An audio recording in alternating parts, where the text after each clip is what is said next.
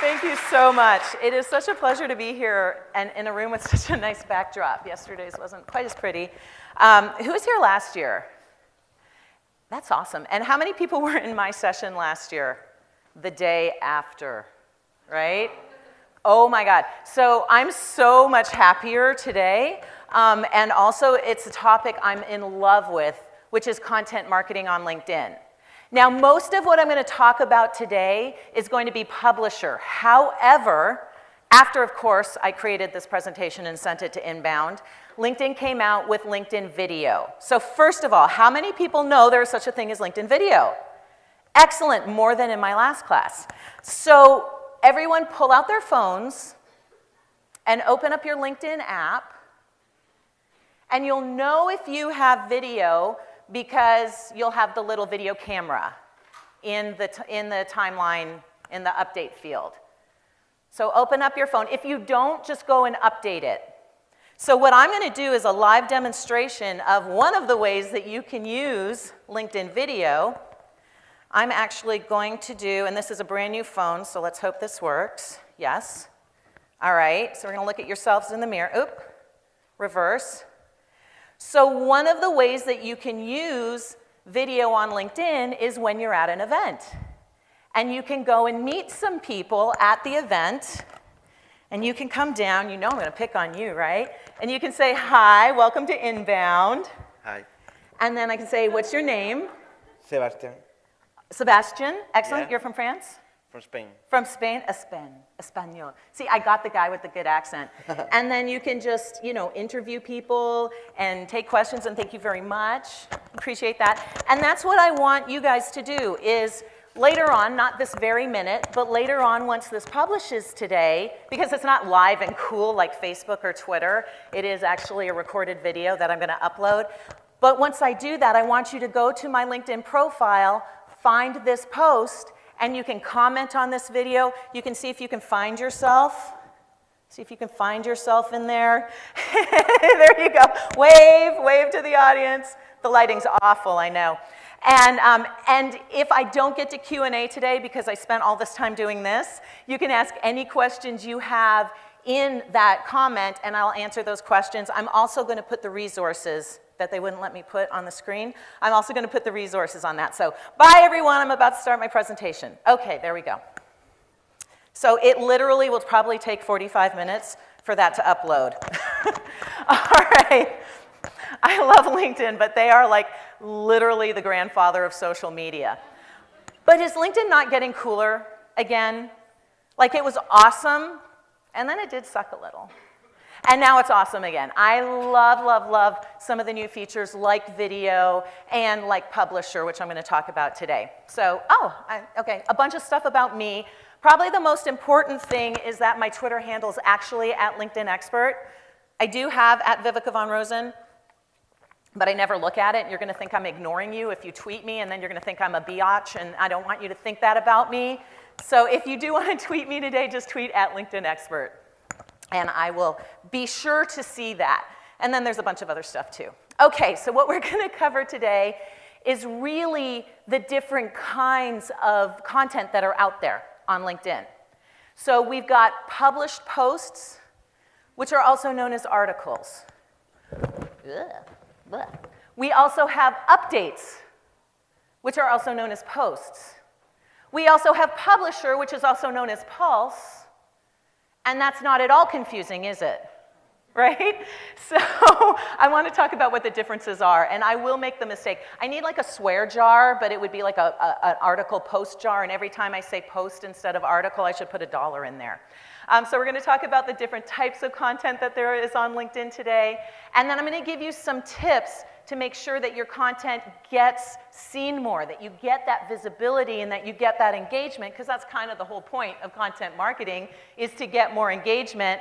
We'll talk about other content that you can share to build that thought leadership on LinkedIn, and if we have time, Q&A. If not, just put your questions in that live stream that we've got. So different types of content on LinkedIn. You've got publisher, which is actually the feature where you create those long-form posts. How many people knew you could write long-form blog-like posts on LinkedIn, right? While you're in the room? I'm not going to make those of you who didn't know that raise your hand. Now, those are generally called articles, except for when LinkedIn or myself decide to call them posts. There's also updates, and those are the short form tweet-like posts. Updates is also where you're going to find your video feature. There is not a video feature, and in my Q&A at the end of the last session, I realized I didn't make this clear yet. The video feature and the publisher feature right now are only available on your personal profiles. My hopes is that they come to company pages, and of course you can share the link to your video on your company page, and you can share the link to your published post on your company page, but right now they're only for personal profiles. And let's face it, LinkedIn company pages are not like Facebook. You can't really engage. I mean, you can share some stuff, but you can't really engage. So you want to do that engagement on your personal profile anyway. Publisher, like I said, is the feature that you use to create these posts, and then Pulse is the newsreader that everybody wants to get into, right? Oh my God, if I hear, can you tell me how I can get my published post featured on Pulse? If I hear that one more time, I'm going to scream. Ah! See? So the thing is, though, I get featured on Pulse a lot, not because I'm awesome, but because I actually do stuff for LinkedIn. And so they sometimes feature my articles.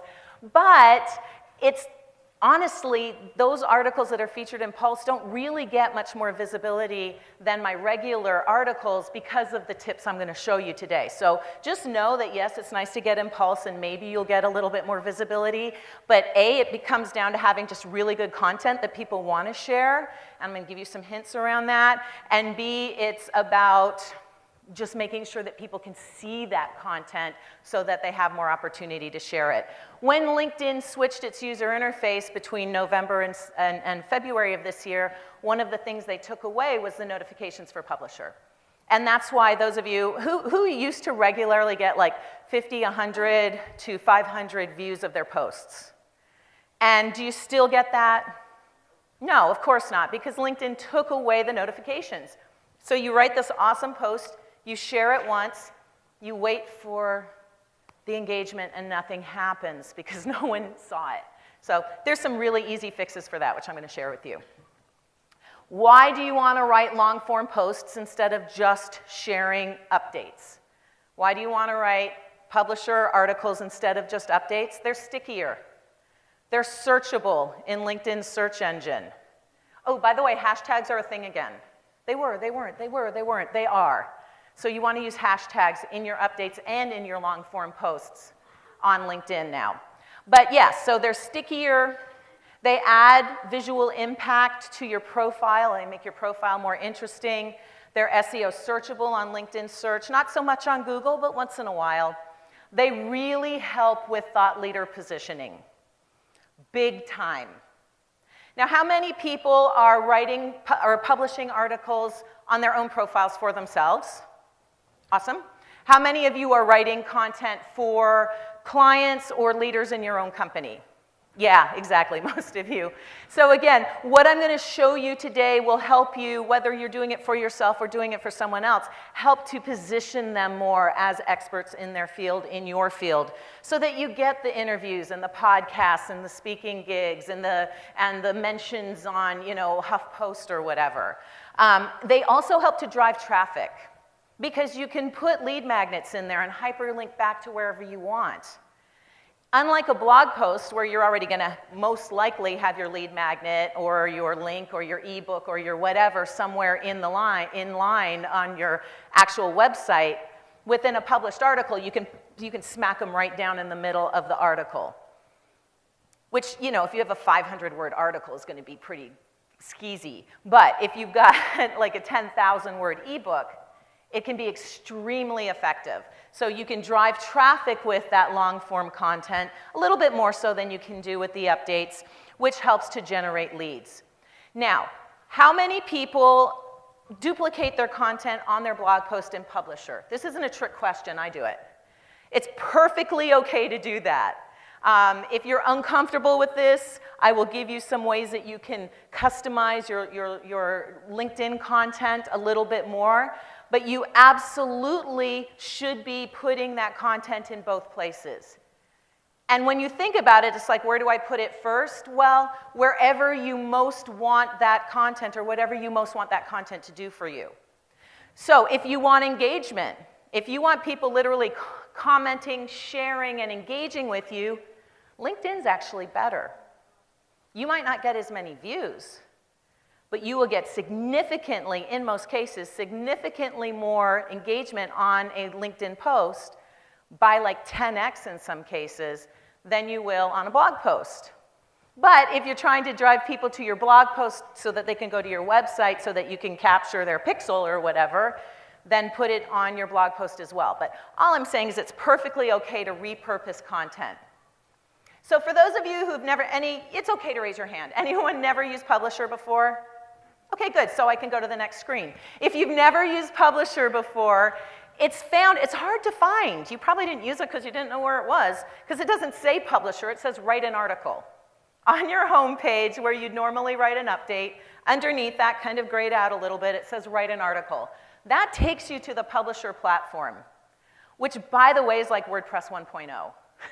It's a little bit basic compared to what we have these days as far as publishing tools. But it's on LinkedIn, and it's where your audience is, and it's where the engagement can happen. The other thing that you can do is go to linkedin.com/post/new.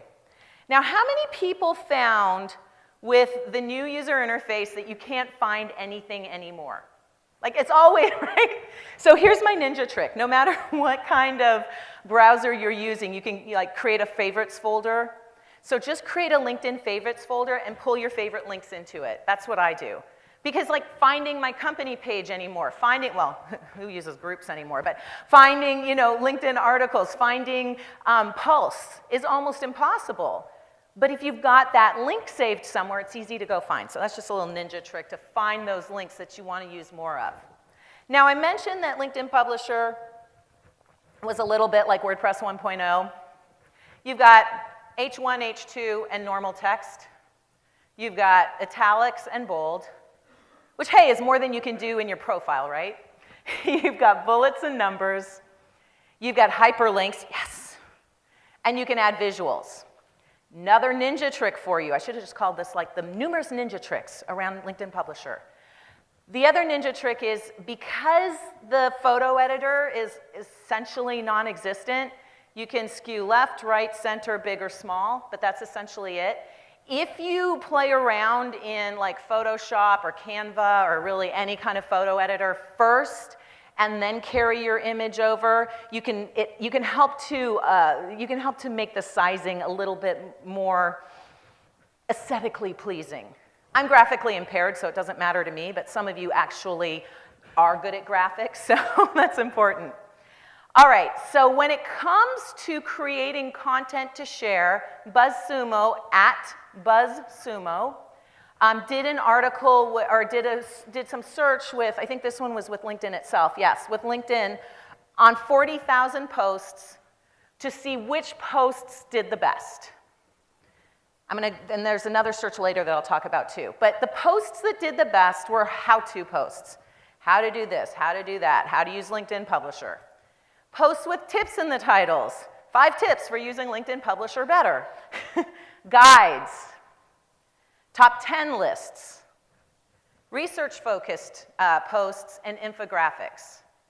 Now, my theory is that LinkedIn users are smarter than everybody else. No? Don't think so? Wow, like that one just crickets. That one died on the vine. Okay, fine. My theory is that when you're on LinkedIn to work. And so you're a little bit more focused. I mean, the problem with Instagram and Snapchat and Facebook is that they're fun and enjoyable. And that can be a real detriment when you're working, right? There's too many rabbit holes that you can just go down on Instagram and Facebook and Twitter. But on LinkedIn, you're there to work. And so you're used to spending focused time on LinkedIn. So I think when it comes to articles, things like guides, and ebooks, and research-focused posts do better because people are there to work and they're willing to put in the time and they're willing to read and look at that content. So that's my theory on why these types of posts tend to do better. Now here's another somewhat shocking fact. The posts that got the most shares, now this was an article with Anders Pink in BuzzSumo, the posts that got the most shares were between 3,000 and 5,000 words, not characters, words. 10,000 words. When's the last time you wrote a 10,000 word blog post? But when's the last time you wrote an ebook? No one? Yes, there we go. We got a couple ebook writers. So you can actually take an ebook and repurpose it for LinkedIn because people will read. The most shared posts between 3,000 and 10,000 words. Now, the reason I started with 500 is you are not going to get into Pulse if your article is less than 500 words. So just know that. But the most shared articles were bigger, were weightier. So that's kind of good news. Now, another thing, the articles that got the most shares had calls to action. Like, if you like this post, please share it with your friends. Right? I'm going to give you a ninja trick in about 2 minutes that will also help to about double your visibility. But quite literally, put calls to action. To share the post, to call you, to contact you, to reach out to you, to click here, to download this. Use those calls to action. You can do them a little bit more than you would in a normal blog post, by the way. The other thing that you're going to want to do is add contact info, and I'm actually going to recommend that at the bottom of your post, you actually put a full bio, 100 to 200 word bio. Because yes, people can see your name and part, and your picture and part of your professional headline on your post, but if that post got shared by one of your friends to their network, they might not know who you are. So tell them. And it's a good opportunity to add a little bit more flavor about who you are, right? Instead of this image that you might have on LinkedIn, you know, you can have something more fun. You biking, you hiking, you doing whatever you do for fun. And yes, it's a business site, so you don't want to overshow anything, but you do want people to know that you're human, that you have other interests. So you can write that bio and let people know a little bit more about you. And by the way, you know, if you want to hyperlink back to your website, you can absolutely do that. The other piece of contact information that I would ask for you to consider putting in your profiles is a scheduling tool of some sort.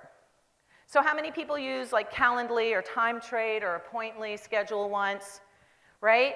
How many of you who didn't raise your hand love the emails back and forth? Can you meet Friday at 6? No. How about Tuesday at 4? No. How about April 18th at 4 p.m.? You know, like that back and forth drives you nuts, and it really inhibits your ability to engage with people. And yes, you can put your email address and phone number. No, it's public, but you can put your email address and phone number in your contact information section. But if you put a calendar link in there, you're going to drive leads. I mean, if you've got, think about it, you've got a 3,000 to 5,000 word article that someone actually read. They have invested a significant amount of time in you already, 15 minutes, half an hour, 2 hours. They have invested time with you. They are interested in what you're sharing. And now they get to talk to you or someone in your company about what it is that you wrote about. That's huge. So if you put a calendar link, whatever tool you use, I like Calendly, calendly.com, calendly.com. First calendar's free. But Calendly, or any of them out there, you just schedule a time that works with because it syncs with your calendars, works with your calendar, works with their calendar, and people will start booking appointments with you or someone in your company. It generates a hashtag shit ton of leads. I need Subi's, I forgot to bring her sign with me today. So I had to turn this off. Like if this is really a do as I say, not as I do. I literally had to go through all my past posts and take my calendar link out because I was getting too many leads. Like that doesn't really, well, it sucks if you don't have the time because you're traveling a lot, but too many leads. Anyone in here like that issue, too many leads? Yes, yeah, right? That would not suck. So, so put that calendar link in there.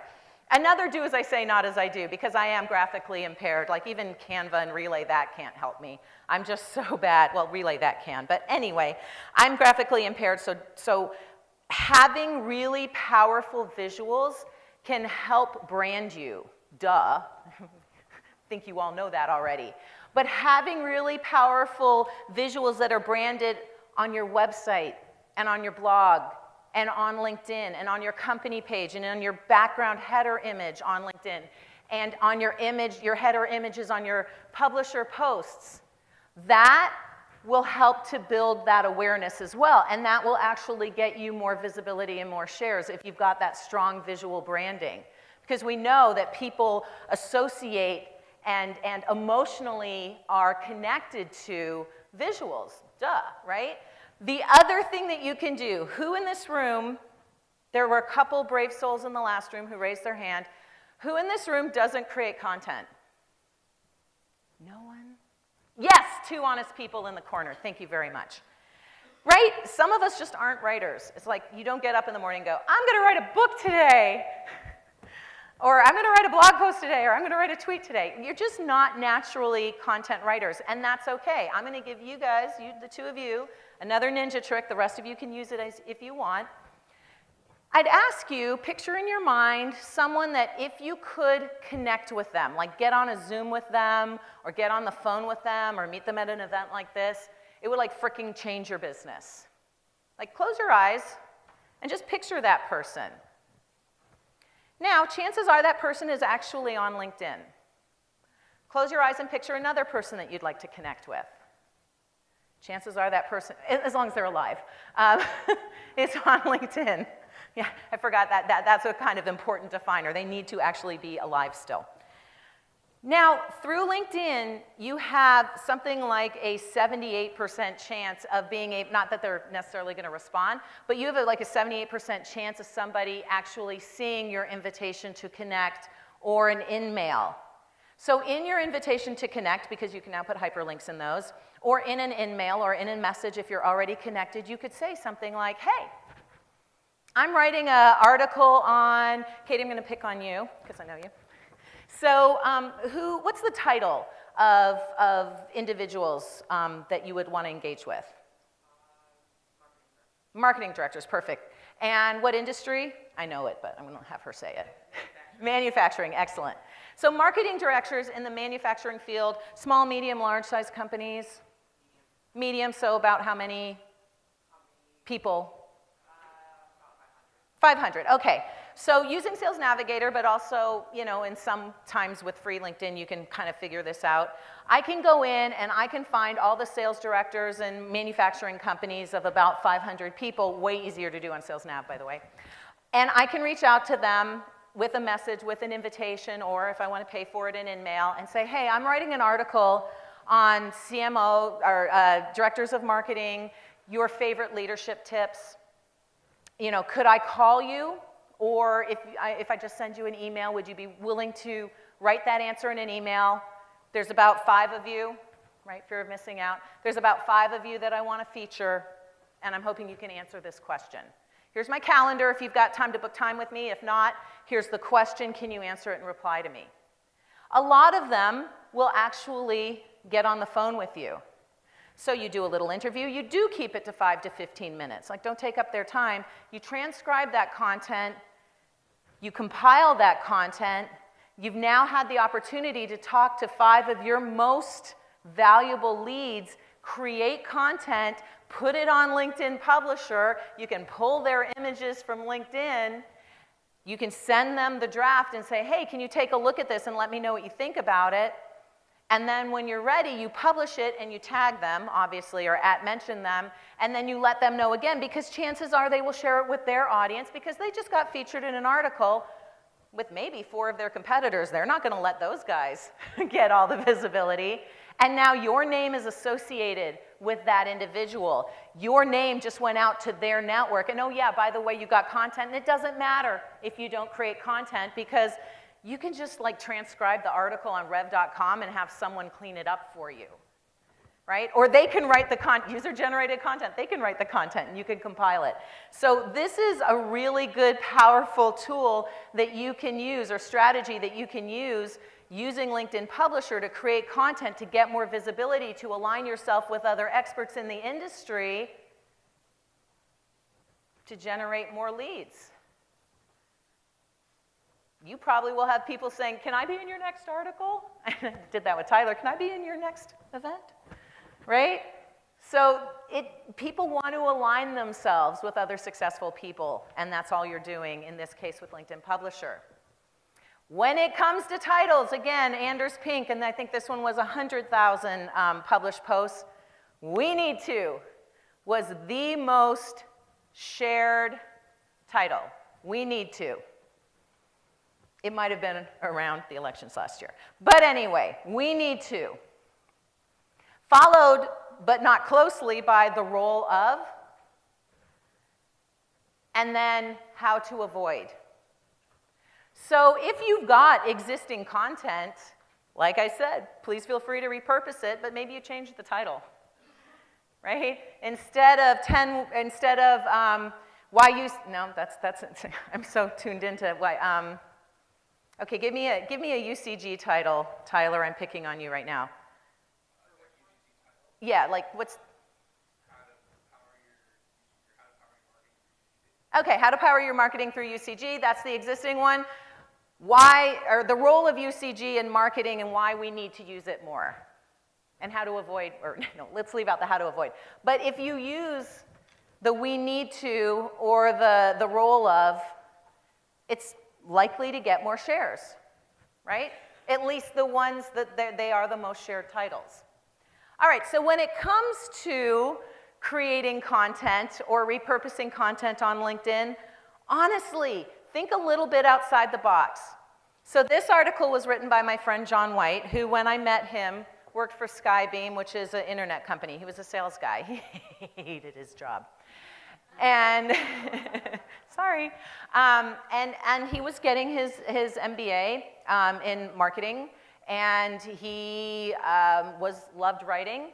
And so in 2014, he was one of the first people, when LinkedIn let Publisher out to the rest of us, he was one of the first 14,000 who got it, or 12,000 who got it. He literally took, remember I said LinkedIn users were smarter than everybody else? He literally took his MBA thesis and reworked it for this article, which, oh yeah, by the way, got over 800,000 views. I can't even remember how many thousands likes and shares and comments. And his title now is writer for HuffPost and Inc. And he's the CMO, I think, of LinkedIn's competitor, BB. So, you know, it worked for him. But what I'm saying is you can take anything, as long as it's business related, and repurpose it for LinkedIn. Ebooks we've talked about, not just blog posts, but ebooks. Articles, newsletters, like do an audit of your own computer. You probably have something in there that you can rework and use for LinkedIn. It's not that you have to create new, fresh, original content every week. You just need to repurpose some really, really good existing content. And you can definitely create fresh content too. In fact, you could test it out on Publisher first, see what kind of feedback you get, and then put it on your blog. But you don't have to spend a whole lot of time and effort to create this content. Now, when it comes to content, also a really good idea is to ask your audience what they want to hear. When I went to create another LinkedIn course a couple years ago, I was going to do the complete guide to LinkedIn. Everything you wanted to know about LinkedIn, A to Z. I literally had the complete guide to LinkedIn.com. And then I read Ryan's book, and I said, okay, maybe I should ask my audience what they're interested in. And okay, that's not true. About 62% of my audience said, we want higher quality leads on LinkedIn. Oh, well, that's a much shorter course. I can charge the same amount for it. And yeah, highqualitylinkedinleads.com is available. So ask your audience what they want. Now, how many of you have read Ryan Levesque's book, Ask? right? Katie has. Oh, it's such a good book. You can, there's a link down here, and in the resources I'm going to give you later, you can get that link as well to download that book. It's how to use surveys and how to use asking your audience what they want to literally create funnels. So you can actually appropriate that content when you're asking your audience what they want on LinkedIn. How many of you have a sales team in your company, right? Go talk to some of your sales guys and gals and say, what question do you get asked all the time? Right? I'm trying, eye contact. See, you make the mistake of looking at me. What question do you always get asked by your clients or customers?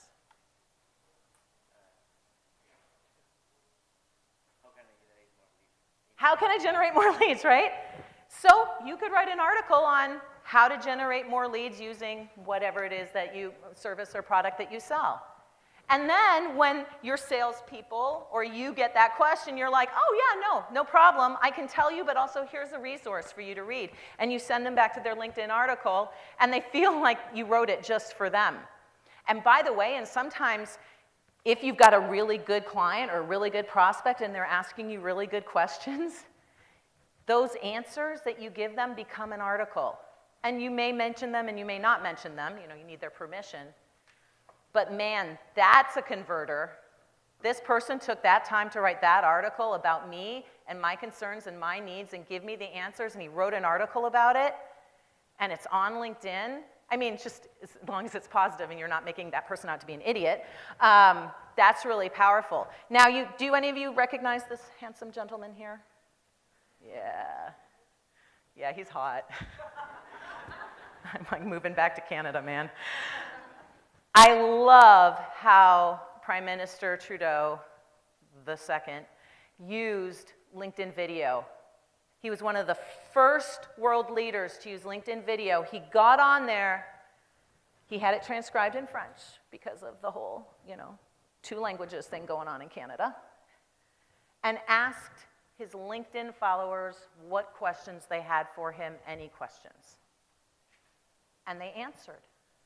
And this is one of the most viral posts, needless to say now. I saw it when he first put it out there. I'm like, yes!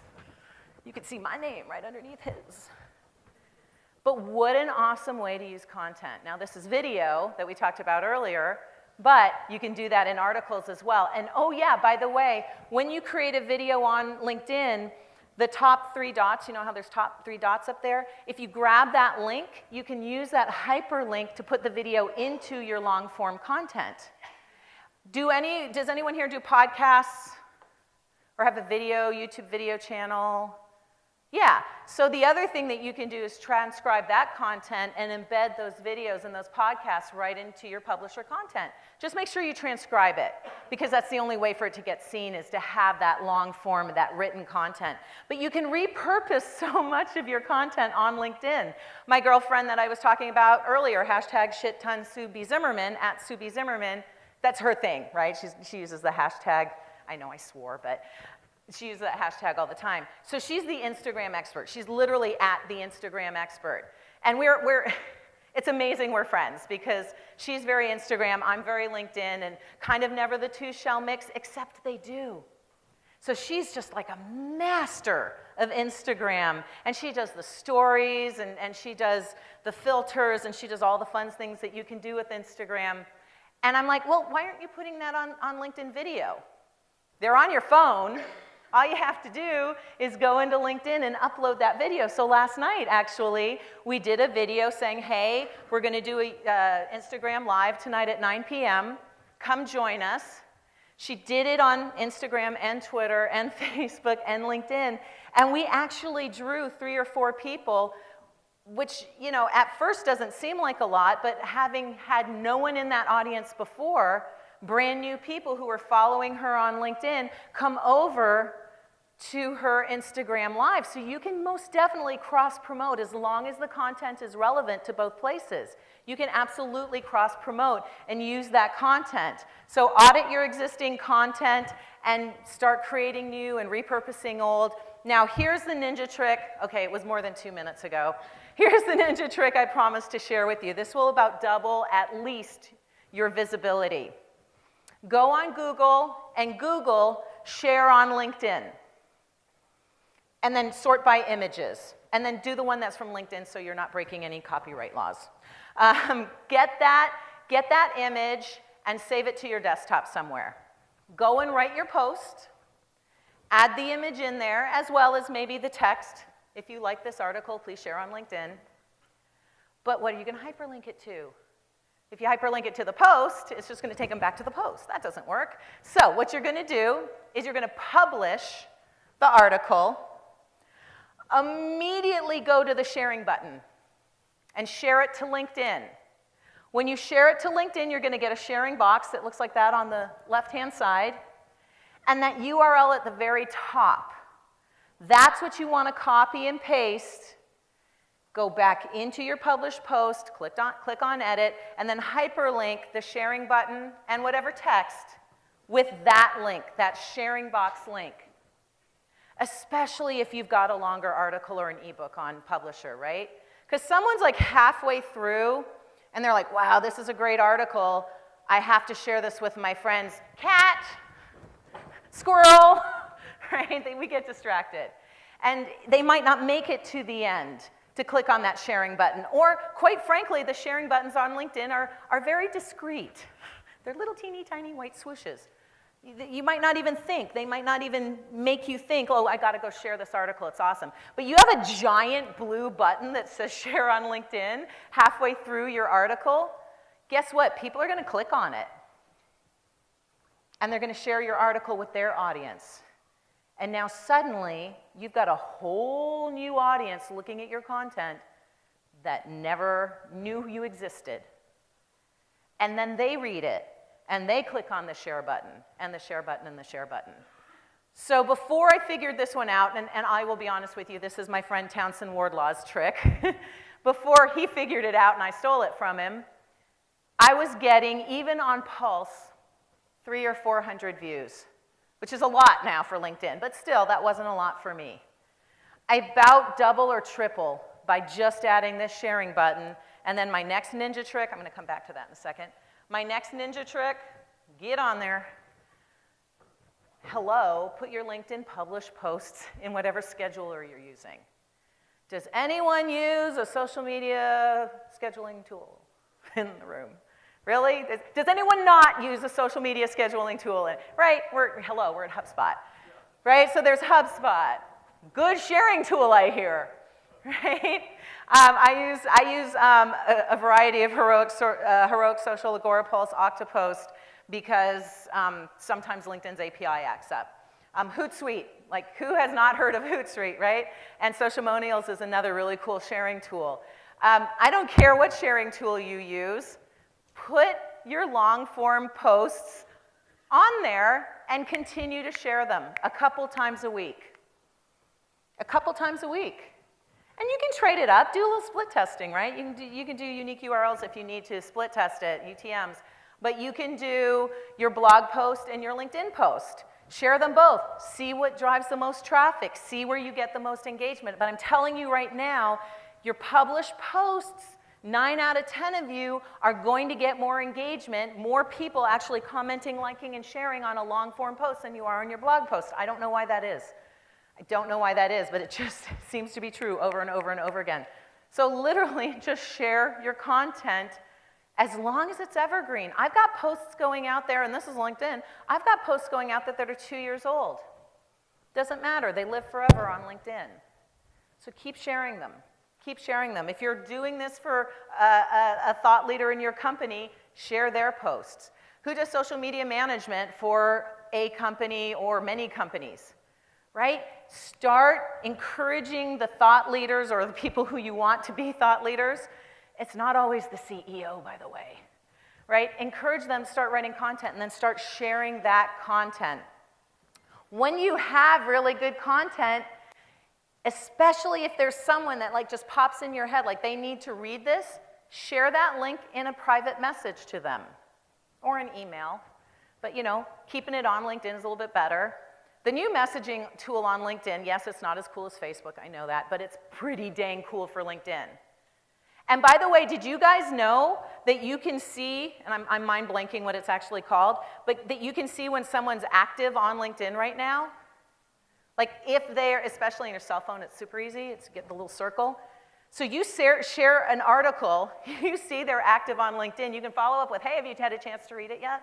Or, I know I just sent you this article, the reason I see you're active on LinkedIn right now, you're probably busy, but if you would take a minute to read it, I think it's going to answer your question about how to generate more leads with whatever it is that you sell. Because you can see that they're active status, that's what it's called.